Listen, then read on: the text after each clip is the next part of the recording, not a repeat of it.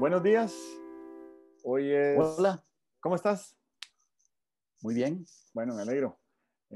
Aquí Álvaro Cedeño y Álvaro Cedeño les saludan en este episodio 35 de Diálogos con Álvaro Cedeño.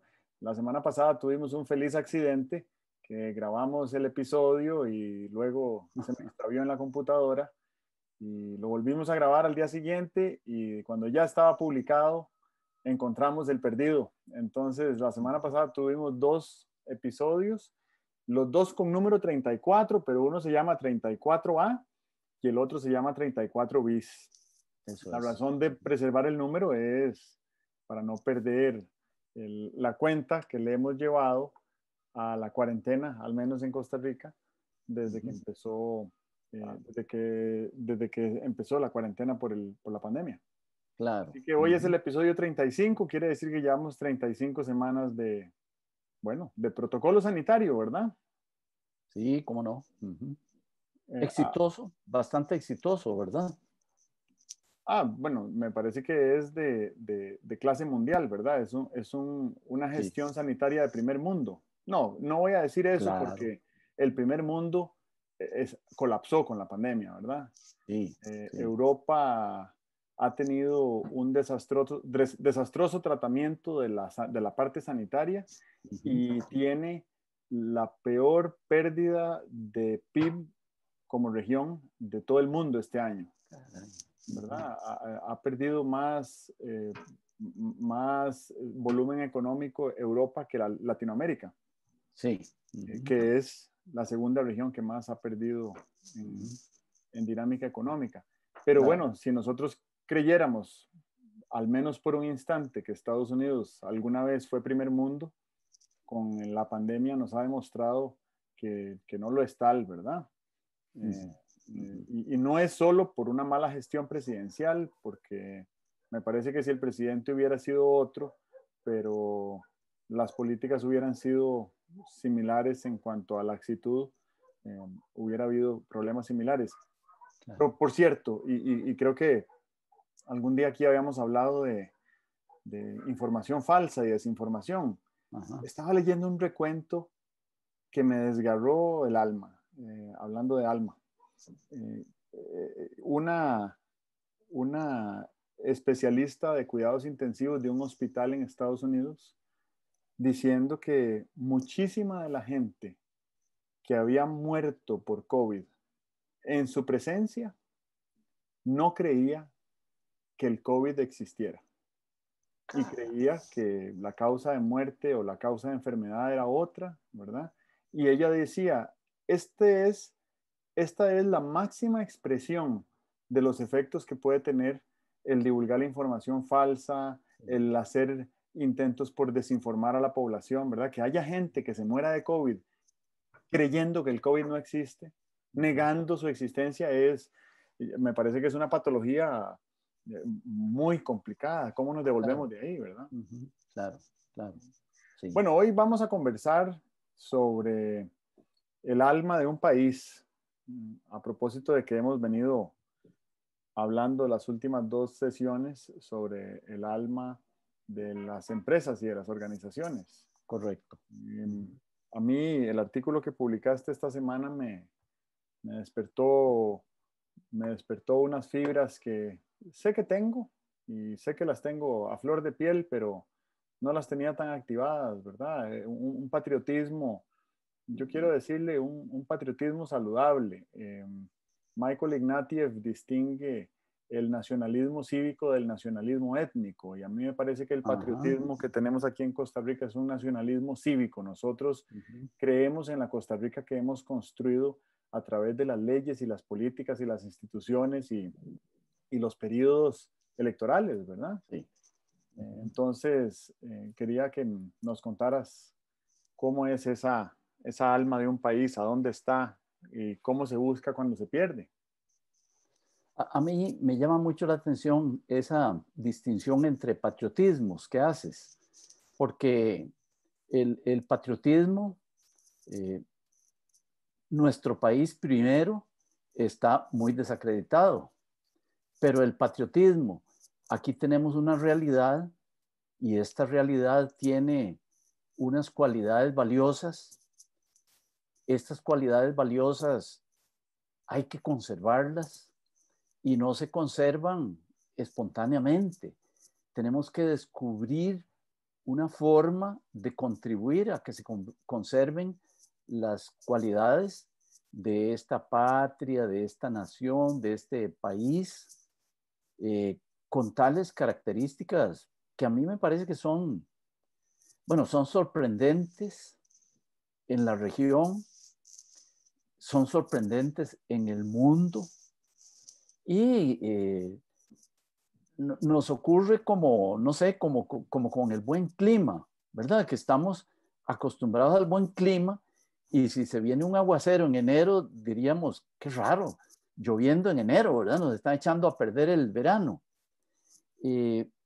Nos hemos acostumbrado a vivir dentro de estas características de civilidad, de paz, de libertad, de ejercicio reiterado de la democracia, de legalidad, de, ¿cómo diríamos?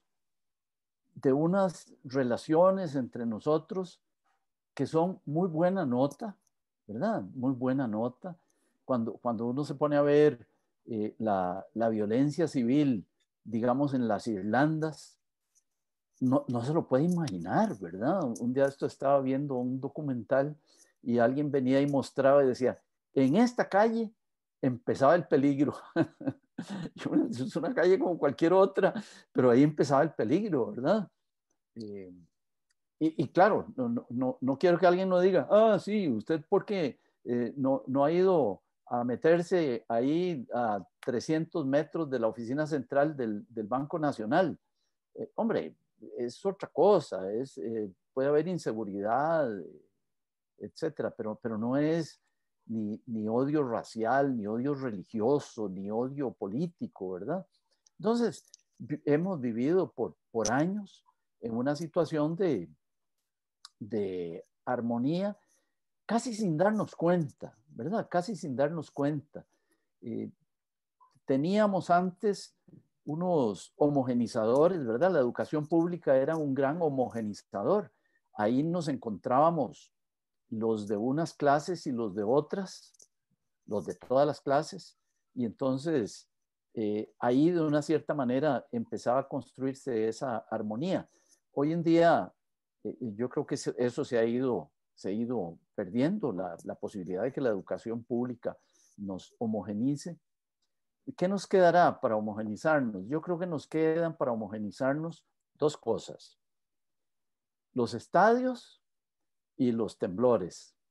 Los estadios, porque cuando vas al estadio y buscas ahí por dónde sentarte, pues no te sientas con las barras del otro equipo, sino que te sientas con la barra conocida, pero no es que conozcas a toda la gente. Y bueno, cuando hay un gol, uno se saluda y se felicita y se abraza con los vecinos, aunque no los haya visto nunca. O sea que el estadio es un gran homogenizador. La entrada a ver jugar a la selección debería ser gratuita como educación cívica, porque ahí sí que vamos todos en la misma, con la misma pasión, con el mismo sentimiento y las celebraciones de un gol de la selección son unificadoras, equivalen a cantar el himno nacional 50 veces. Bueno, esto sobre homogenizadores y sobre todo sobre cómo hemos venido viviendo en este país y casi sin darnos cuenta de las cualidades que tiene, ¿verdad? Entonces, yo creo que todos deberíamos hacer el ejercicio de coger una hoja de papel y decir cuáles son las cosas de Costa Rica que yo quisiera conservar, las que quisiera conservar, porque me parece que alguien podría levantar la mano y decir, mire, no puedo decir las que quiero cambiar. Pues claro que siempre hay cosas que cambiar, ¿verdad? Pero sobre las cosas que cambiar, sobre las cosas que nos repugnan, me parece que oímos más de la cuenta. Y entonces deberíamos hacer el esfuerzo por poner la atención en las que queremos mantener, ¿verdad? Y no solo mantenerlas, en las que queremos desarrollar. Imagínense que uno se pusiera a decir, bueno, creo que somos bastante pura vida, pero uno podría preguntarse, bueno, eso es un punto fuerte, diría uno pensando estratégicamente.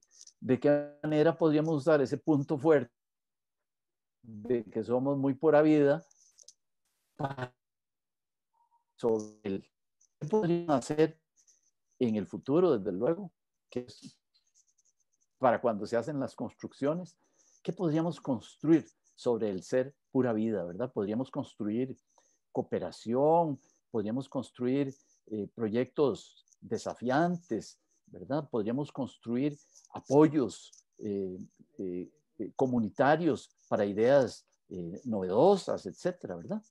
Bueno, por ahí me parece que empezaría a hablar sobre el alma de este país. Luego tal vez la podemos convertir en elementos y ver qué más sale. Ahora cuando decías que la convivencia aquí era bastante buena nota, dije yo, mira, qué cerca que estuvo de decir pura vida. Y ahí acabas de decir pura vida. Ok, entonces ahí ya no hay comentario. Lo segundo es que cuando mencionas algunas zonas vulnerables de la ciudad, mm, yo creo que es interesante hacer un ejercicio de imaginación, de máxima ambición, de cómo podría ser el casco central de San José si tuviera otro alcalde y si tuviera una inversión privada dedicada a, a emprendimientos inmobiliarios que lo que buscan es regenerar el tejido social, Ajá. regenerar la comunidad, Claro. ¿verdad? Una ciudad caminable, una ciudad limpia, una ciudad segura, una ciudad donde uno no se empape si se viene un aguacero, ¿verdad? Una ciudad arborizada, una ciudad con, con múltiples fuentes de alimento para especies polinizadoras, Uh-huh. ¿verdad? Una ciudad donde haya muchas especies de pájaros y de mariposas y de insectos. Eh, una ciudad donde las vulnerabilidades se transformen en fuentes de bienestar, ¿verdad? Y esas transformaciones se tienen que dar o se pueden dar desde la transformación arquitectónica. Los buenos resultados se diseñan. Entonces, si una ciudad quiere tener buenos resultados en diferentes temas o áreas, entonces debería de diseñarlos y nos hace falta diseño, ¿verdad? Bueno, nos hace falta diseño incluso para, para los que son diseñadores, ¿verdad? Aquí hay algunas edificaciones en Costa Rica que son feas y disfuncionales a pesar de que han sido creadas por personas con título de Sí. diseñadores. Uh-huh. A mí me parece que la inmensa polémica que se ha desatado con el nuevo edificio legislativo, eh, yo respeto mucho todo el esfuerzo que se ha hecho por hacer a lo interno del edificio un espacio funcional para la práctica legislativa. Ajá. Y tiene una gran cantidad de elementos que son de absoluto lujo y de absoluta perpetuidad desde el punto de vista del diseño. Pero el exterior del edificio lo que comunica es desconfianza, es una, una patente desarmonización con las montañas que rodean a esta ciudad, ¿verdad? Es un edificio que creo que no pasa desde ninguna óptica la prueba de belleza desde afuera. No le aportó nada constructivo a la ciudad. Y es una lástima porque ahí va a estar ese edificio por 100 años, ¿verdad? Entonces, ¿cómo hacemos para que sane esa herida y para seguir adelante y para asegurarnos de que algo así no vuelva a suceder jamás. Tal vez estoy siendo muy duro con la obra, pero es la obra arquitectónica más significativa que se ha construido en este país en, no sé, en 60 años, tal vez, exceptuando el Estadio Nacional de los chinos, pero bueno, es de los chinos, ¿verdad?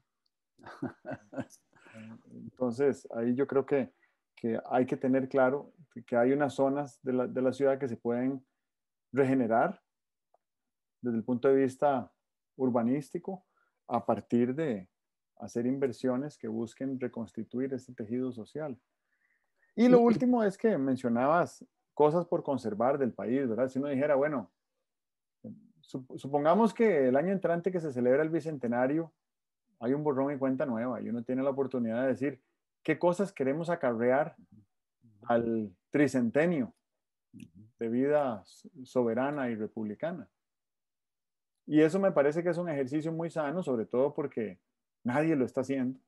Lo que vemos es lo contrario, un afán crítico prácticamente destructivo y nihilista de lo que es el país, la nación, el Estado, su soberanía, sus reglas, su potencial.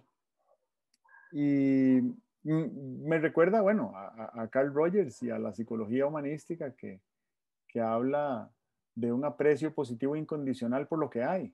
ujú, Y una vez ujú, que hayamos ejercitado ese aprecio positivo claro. incondicional, pues es mucho más fácil, casi evidente, cuáles son las áreas que requieren mejoría y cómo le entramos, ¿verdad? Claro. Hay una cosa interesante, es el sentido de pertenencia a un grupo social. A mí me parece que eso en Costa Rica falla, ¿verdad? Eh, Me pregunto, no tengo la menor duda de que en el mes de septiembre muchísimas personas nos sentimos costarricenses, pero yo no sé si en marzo y en abril nos sentiremos costarricenses. Hay eventos que nos hacen vivenciar esa pertenencia. Ya lo dije antes, la selección es un evento que nos hace visualizar esa pertenencia. Me parece que las, la, sí, es muy desagradable, pero las tragedias unen, ¿verdad? Las tragedias unen, que se te inunde eh, una parte importante del territorio es una tragedia que une, ¿verdad? Debería unirnos la pandemia, pero como es mundial, creo que no nos ha unido. Debería unirnos la situación económica, fiscal en la que estamos metidos, pero ahí el problema que surge es que uno siempre quiere primero descargar una ira y busca con quién descargarla. Y en este caso, me parece que la ira es descargable, ¿verdad? A mí me parece que ha habido incuria de varios gobiernos, ¿verdad? Y entonces, si ahora me encuentro con esta factura tan alta que hay que pagar, porque hay que pagarla, si me encuentro con eso, pues siento como el deseo de ir a señalar la incuria, lo cual incuria es falta de cuidado, ¿verdad? Falta de esmero en el cumplimiento de los deberes. Me parece que eso ha pasado porque no fue que nos cayó un misil y que de pronto amanecimos con la deuda pública al nivel que está, sino que simplemente fuimos gastando desordenadamente, financiando el gasto con deuda y ahora tenemos que pagar la deuda. Pero entonces, bueno, estaba hablando de las cosas que nos hacen sentirnos parte de este país, porque es importante que nos sintamos parte de este país, eh, porque de otra manera simplemente no nos importa. Y me parece que en mucha parte de la población debe haber eso, una falta de darle importancia a nuestro ser costarricenses, miembros de este país. Porque si no tenemos eso, tampoco vamos a buscar cómo contribuir o no nos vamos a sentir aludidos cuando se nos pida algún aporte, arrimar el hombro, hacer las cosas, no tirar basura, cultivar una huerta, sembrar un árbol, ¿verdad? Y eso me parece que esos dos sentimientos, yo de veras pertenezco a este país, yo de veras puedo hacer algo por este país, son muy importantes para que uno tenga una nacionalidad con alma, ¿verdad? Porque el alma no es, el alma no puede ser un alma muerta, ¿verdad? No hay almas muertas. ¿Ah? El alma tiene que ser con vida, el alma tiene que ser con sueños, tiene que ser con ilusiones, tiene que ser con sentido de la responsabilidad. Exactamente como, no sé, si se me mete el agua a la casa, yo no ando quitándome el tiro para ver cómo saco el agua. Simplemente me pongo a hacer el trabajo porque es mi casa, ¿verdad? Bueno, lo mismo deberíamos sentir cuando se le mete el agua al país y no estoy hablando solamente de que se le mete el agua en materia financiera. Se nos puede meter el agua desde el punto de vista de la perspectiva de nuestra vida democrática, ¿verdad? Hoy en día hay muchos países que se han ido distanciando de la idea democrática. Ya sé que tú sostienes que la democracia necesita una revitalización también. Sí, pero revitalicémosla mientras la estamos mirando a los ojos. No intentemos revitalizar la democracia dándole la espalda. Así no se revitalizará. El país se revitaliza si lo estamos mirando a los ojos y lo sentimos nuestros. No se revitaliza si de pronto nos encogemos de hombros y creemos que el país es de quienes gobiernan en este momento o que el país es de los diputados o es de los líderes de los partidos políticos, que no los veo. Eh, Creo que esa sensación de que esta cosa es de todos, pero no es de nadie, es un déficit en nuestra manera de comportarnos.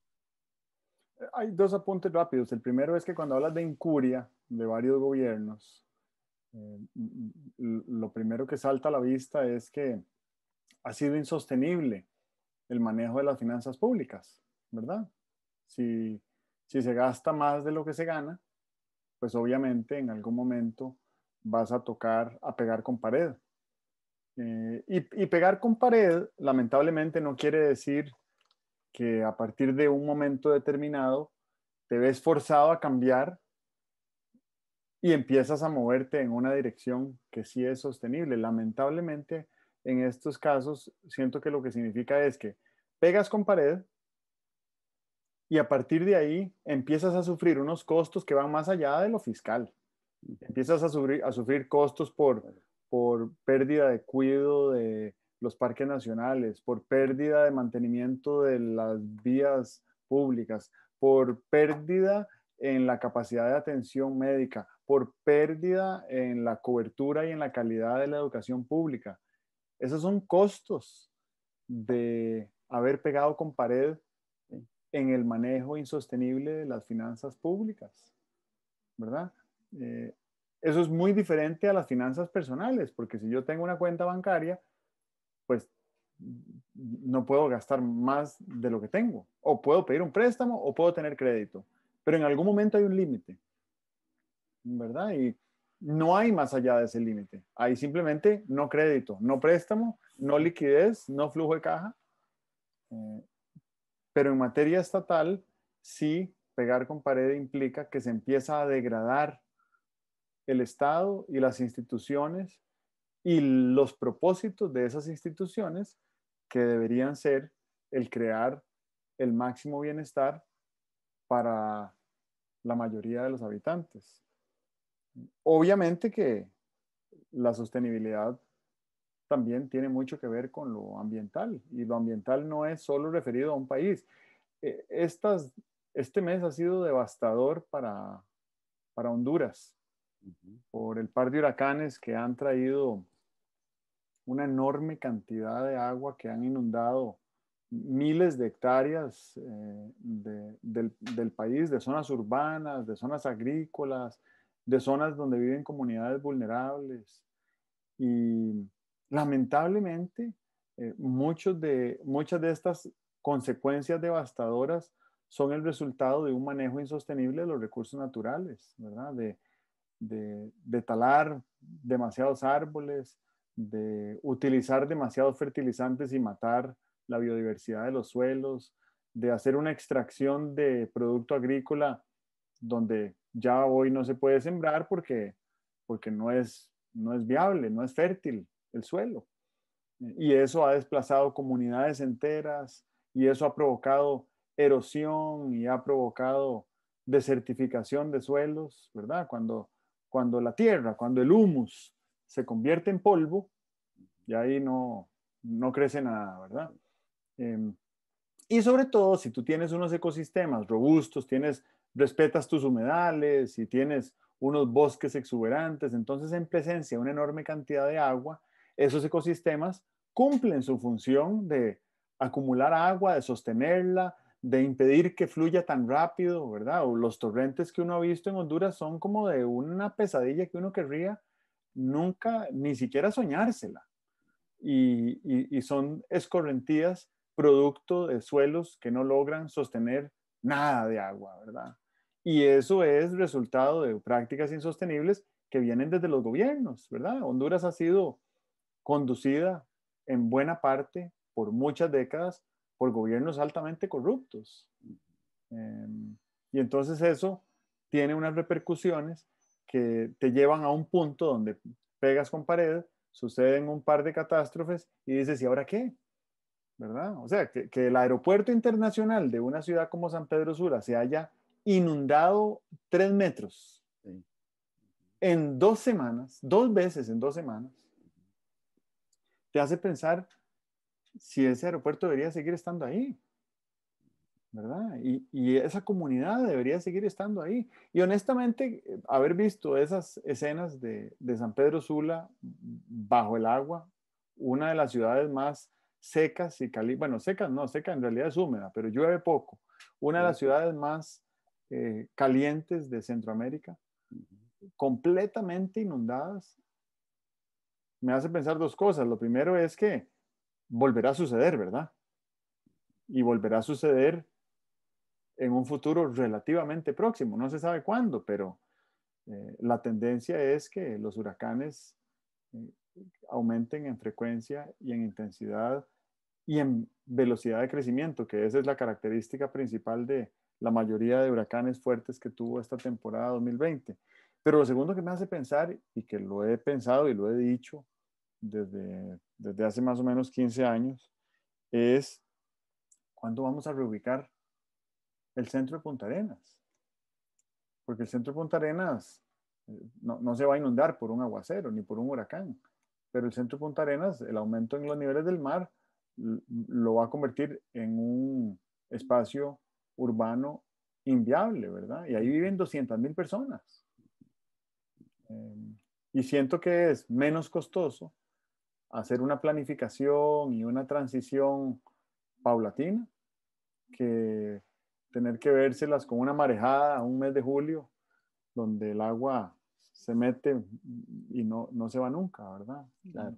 Ya hay muchas mediciones de eso. Pero bueno, vuelvo al caso de la insostenibilidad en el pago, en la gestión de las finanzas públicas, y eso, todas las repercusiones que tiene. La sostenibilidad es como un principio que no se debería violar. De hecho, en tu artículo tú hablas de un artículo constitucional que dice que el Estado no debería gastar más de lo que gana.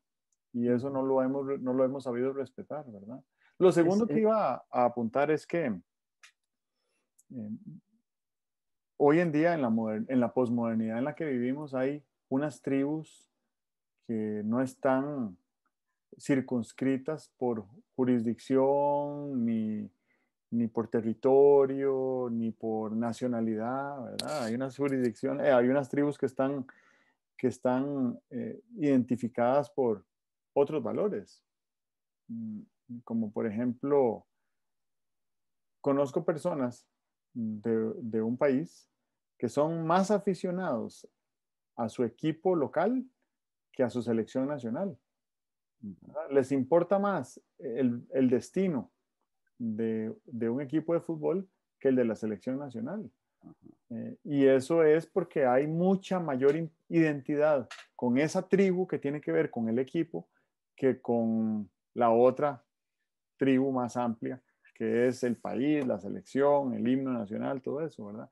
Creo que si eso empezara a suceder acá, entonces no podríamos pretender que absolutamente todos los costarricenses tuviéramos el patriotismo necesario para querer este país y ayudar a que mejore.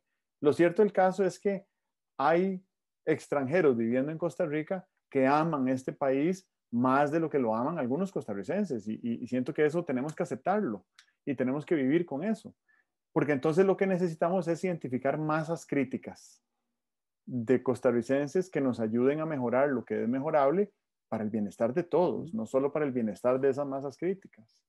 Y eso tal vez haga la tarea un poco más compleja, pero un poco más efectiva a la hora de emprender el trabajo de, de regeneración del país, porque estamos en ese proceso, ¿verdad? Bueno, una cosa bien interesante es para qué sirve esa vinculación de las personas con la idea de nación. Me parece que tiene dos finalidades importantes. Una de las finalidades es obtener apoyo para para las ideas, para los planes que sean vitales para el país. Si no tenemos esa sensación de propiedad, de pertenencia con el país, nos va a dar lo mismo cualquier proyecto legislativo y vamos a sentir que cualquier proyecto legislativo es bueno o que no tenemos influencia en ninguno y entonces así podemos ir deteriorando el país. La otra necesidad de que tengamos esa vinculación es para que a nivel micro vayamos realizando nuestros aportes. Uno no puede esperar hacerle un aporte al país si no tiene sensibilidad para hacerle un aporte a su comunidad. Si te da lo mismo que la calle esté, en la calle en que vives esté de cualquier manera, realmente no vas a estar dispuesto a hacerle un aporte al país. Esa vinculación con una serie de cosas que nos tocan a todos. La educación, por ejemplo. ¿Cómo es posible que mucha gente lleve a sus hijos a la escuela pública y se desentienda, ni siquiera vaya a las reuniones a las que lo convocan, como si la escuela pública fuera una actividad estatal donde te procesan a tus hijos? Lo adecuado, lo vivo, lo que mostraría una cierta alma nacional es que hubiera vinculación entre los padres de familia y la escuela y los maestros y tal, ¿verdad? ¿Cómo es posible que las municipalidades funcionen como si fueran entidades que cayeron del cielo en vez de ser entidades democráticas que se sustentan en el apoyo popular, en el voto popular y tal? ¿Por qué no tenemos, y esto es bidireccional, los ciudadanos una vinculación mejor con la municipalidad y la municipalidad una vinculación mejor con los ciudadanos? Un día de estos en el parque de mi barrio me encontré una cosa muy bonita. En un árbol la municipalidad había puesto un rótulo que decía, estimado vecino, dice, este árbol ya cumplió su ciclo, y va a ser cortado. En los próximos días va a ser cortado porque ya está dañado, ya está viejo, cualquier día se puede caer y tal y cual. Y yo me quedé pensando, sentí que me estaban dando el mensaje a mí, porque yo valoro mucho los árboles que hay en el parque. Y sentí que la municipalidad había tenido la sensibilidad de evitarme a mí que un día fuera pasando por ahí y me encontrara con que lo habían cortado y dijera, ¿cómo? ¿Qué se hizo el árbol? ¿Verdad? Bueno, me parece que el que ideó poner ese rótulo realmente está construyendo patria, está contribuyendo a que haya ahí una vinculación entre la municipalidad y los habitantes, ¿verdad? Y eso me parece grandioso.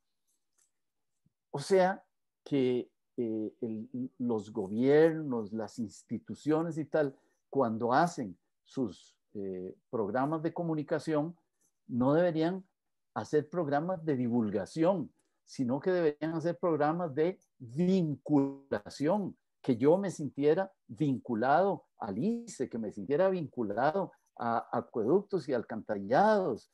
Y eso hoy en día es totalmente conocida la técnica mediante la cual uno puede hacer eso, ¿verdad? Bueno, el tejido, porque el alma no es una cosa aisladita ahí como una semilla, sino que es como un tejido. El tejido tenemos que empezar a tejerlo de arriba hacia abajo, de abajo hacia arriba, horizontalmente, ¿verdad? Eh, creo que algunas de las posibilidades futuras eh, nos acercarán, ¿verdad? Cuando hablamos de consumo participativo se llama. Colaborativo. Consumo colaborativo. Hombre, ¿cuánta, cuánta cercanía se podría lograr entre las personas de un barrio si te tocaran la puerta y te dijeran, mire, fíjese que yo no tengo martillo y necesito el martillo para este día y el día de mañana? Bueno, a lo mejor alrededor del martillo común nos vamos a ir acercando, ¿verdad? Ahora que hablabas de gobiernos locales y de municipalidades, lo vinculo eso con el tema que yo estaba mencionando atrás de las tribus. Sí. Me parece que los gobiernos locales son gobiernos de una tribu eh, diferente a una nación. Y si uno ve cómo es el trabajo, la cotidianidad de un gobierno local, las personas están esmeradas de sol a sol a mejorar el bienestar de las personas que habitan ese cantón. Y la estructura es política, tiene una organización administrativa, hay una burocracia, hay unas leyes que rigen la operación del gobierno local, hay tareas específicas, hay capacidad o incapacidad de gestión. Son gobiernos en buena lid, ¿verdad? Y me preguntó ahora, ¿qué pasaría si toda esta energía que se vocifera en criticar al gobierno central, al poder ejecutivo, a la asamblea legislativa, lo canalizáramos hacia, bueno, buscar la manera de hacer más constructiva la gestión de los gobiernos locales, que son los gobiernos que a fin de cuentas tienen un contacto más directo con las necesidades de las comunidades, ¿verdad? Tal vez es que el régimen municipal es muy joven y en estos 22 años que tiene de promulgada la ley no ha habido suficiente tiempo para cambiar la cultura y la identidad de la nación para entender la importancia de los gobiernos locales. Suiza es una confederación, que es simplemente el nombre de la estructura política que tiene el país, pero es una confederación conformada por, no sé, 26 o 27 cantones. Lo que pasa es que son cantones que existen desde hace 800 años. Sí. Entonces la afinidad del ciudadano es inmensamente mayor con el cantonato que con el gobierno federal. Suiza tiene una particularidad adicional y es que el gobierno federal consta de un gabinete conformado por 7 superministros. Y son superministros porque cada ministro tiene varias carteras ministeriales, pero son solo 7. Y además de todo, una vez por año o uno cada año, esos 7 ministros y ministras se turnan la presidencia de la federación, ¿verdad? El jefe del Estado suizo es uno de esos 7 ministros por un año y después rota. Nadie en Europa y muchísima gente en Suiza sabe cómo se llama su presidente. No importa. A quien conocen y por quien han votado o han votado en contra es por el alcalde del cantón, que es la persona que rige el quehacer de la comunidad donde habita cada ciudadano. Aquí en Costa Rica hay una desconexión con las municipalidades y los gobiernos locales. Hay mucha gente aquí que ni sabe a dónde termina su cantón, a dónde es el límite geográfico de su cantón y a dónde empieza otro. Que además somos una ciudad planificada o más bien desarrollada con tan mal apego a la planificación, que sí hubo, pero con tan mal apego a esa planificación, que hay gente que transita por varios cantones al día yendo de la casa al trabajo y de vuelta. Y eso repercute en los resultados del diseño del cantón y del diseño de la ciudad y repercute también en el bienestar de las personas, ¿verdad? Bueno, yo pienso que hay en este tema de la revitalización del alma del país un elemento político, desde luego, y es cuán vinculados nos sentimos a los representantes que elegimos. Porque a mí lo que me anda pareciendo es que la elección es un acto espasmódico.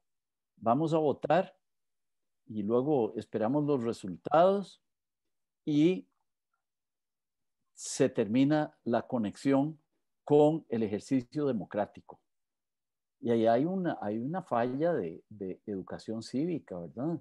Nuestro ejercicio democrático debería continuar, pero no continúa. Me parece que no continúa por 2 razones. Primero, por la percepción de que ya lo elegí, ya fui a votar, con eso cumplí mi deber de ciudadano. Y otro, porque yo pienso, y no sé si con esto haré una injusticia a las autoridades electas, que las autoridades electas como que se olvidan de cuál es el origen de su mandato y entonces empiezan a funcionar como, como si fueran autoridades absolutistas de poder hereditario o de poder divino y tal y cual. Yo señalo que hay una gran sordera desde las autoridades que nos representan, ¿verdad? En unos gobiernos más sordera que en otros, ¿verdad? Posiblemente, según algunos resultados electorales, más sordera que otros. Cuando, cuando un partido puede decir, para eso tenemos la mayoría, como se dijo en una frase que fue famosísima hace muchos años, ¿verdad? Cuando un partido puede decir, para eso tenemos la mayoría, pues eso provoca una cierta desvinculación de las autoridades con los electores. El partido que sale electo por una mayoría muy escasa sabe que tiene que continuamente estar teniendo contacto con su electorado y tal y cual. Pero no hay duda de que una redefinición de la forma como nos relacionamos con, con la democracia, no solamente el día de las elecciones, me parece que es importante, ¿verdad? Ahí habrá cosas relacionadas con con educación cívica, con comunicación, con unos medios de ejercer la opinión pública, que ahora técnicamente la posibilidad está ahí abierta, pero los medios de ejercer la opinión pública no son, no son expeditos, ¿verdad? Y estoy hablando en general, porque si en este momento está funcionando un diálogo con más o menos éxito, pues está funcionando un diálogo, pero está funcionando porque estamos en una situación de crisis. Si no estuviéramos, ¿cómo hace el público, cómo hacen los electores para relacionarse con las autoridades que han elegido? La rendición de cuentas es una rendición de cuentas operativa o es un cuento que el presidente hace el 1 de mayo. Eh, los alcaldes hacen una rendición de cuentas pensando en que son los que tienen más contacto como con la realidad cotidiana de los electores y tal y cual. Por ahí hay varias cosas que deberían mejorarse para que mejorara el alma de la nación. Así es. Y yo creo que eso va a ser interesante a la hora de ver cómo se desenvuelve nuestro año electoral en, en una pandemia, ¿verdad? Porque yo siento que las campañas electorales van a migrar a la virtualidad de manera permanente. Ya había venido sucediendo las últimas 3 elecciones, pero creo que esta elección que viene no va a haber plazas públicas ni grandes aglomeraciones de gente, que a veces eso despierta el fervor cívico y el sentido de pertenencia a un partido político, a un color de bandera, a una figura, ¿verdad? A un rostro, a un nombre, eh, con con el inmenso peligro de que alguien podría diseñar a bajo costo una campaña política virtual Sí, sumamente atractiva, ¿verdad? Que te diga sí, exactamente lo que quieres oír y claro. que él elija a alguien que no es apto para el ejercicio de la función pública, mucho menos para ocupar la jefatura del Estado.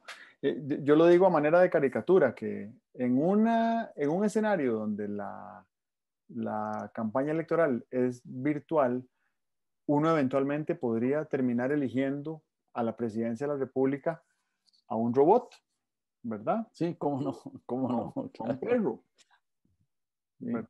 sí, sí. Entonces eso implica enormes riesgos que son resultado de debilidades o flaquezas o áreas por mejorar de la democracia, ¿verdad? Entonces, mientras Sí. ejercemos la democracia, sí creo que hay que hacerle algunos retoques.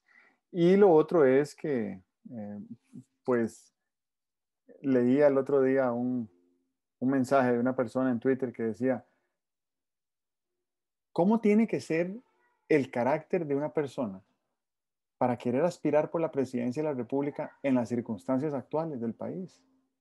¿Verdad? Y la pregunta me parece interesante porque me hace pensar cómo deberíamos medir, cuáles deberían de ser los indicadores del carácter de una persona que aspire a liderar al gobierno durante los próximos 4 años, que van a ser 4 años de crisis. No va a salir un gobierno 4 años después en medio de una bonanza, ¿verdad? Porque recuperarnos de donde estamos probablemente tome más de un gobierno. Sí, sí, sí. ¿Ok? Entonces, la persona que aspire a la presidencia de la República, desde hoy hasta el día de la elección, es una persona o altísimamente altruista y sacrificada por el bien común, porque quiere realmente contribuir con su granito de arena y con entregarle toda su vida durante 4 años al Estado y a la nación costarricense,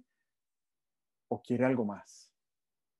Y ese algo más no necesariamente quiere decir algo económico o algo monetario o algo material. Podría ser que lo que quisiera fuera reconocimiento o sentido de pertenencia o una inyección temporal de autoestima. Y necesitamos saber discernir con mucho cuidado a unos de otros entre los candidatos que tengamos. Con eso termino. Bueno, muy bien.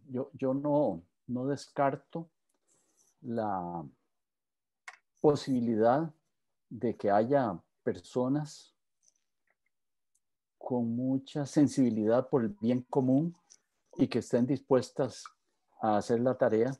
O sea que lo primero que planteas, una persona que tenga una gran generosidad, una gran disposición hacia el bien común, no descarto que exista, ¿verdad? Sí. Claro. De hecho, sé que hay muchísimas personas en muchísimas actividades haciendo cosas que van más allá del salario y del estatus que tienen, ¿verdad? Piensa en el personal de salud que se ha echado el pleito con esta pandemia, ¿verdad? O en los miles y miles de maestros que han convertido el desarrollo de los niños en el sentido de su vida, ¿verdad? Y se los seguimos agradeciendo después de muchos años de haber pasado por sus aulas, ¿verdad? O sea que creo que la generosidad no es una ave rara, la esperaría y qué bien que haya. Eso es. Claro, y creo que ahí nada más para terminar, esos son nuestros héroes y heroínas anónimos, pero aspirar por la jefatura de Estado es decididamente decir, a partir de hoy y por el resto de mi vida, la pídenme, si lo consideran necesario o apropiado, Sí. ¿verdad? Y yo creo que eso no tiene nada que ver con la vocación de servicio, ni con el liderazgo, ni con la capacidad de gestión. Hay que tener un cuero, una piel de ballena para aguantar eso, ¿verdad? En fin, lo profundizaremos en otro momento. Muy bien.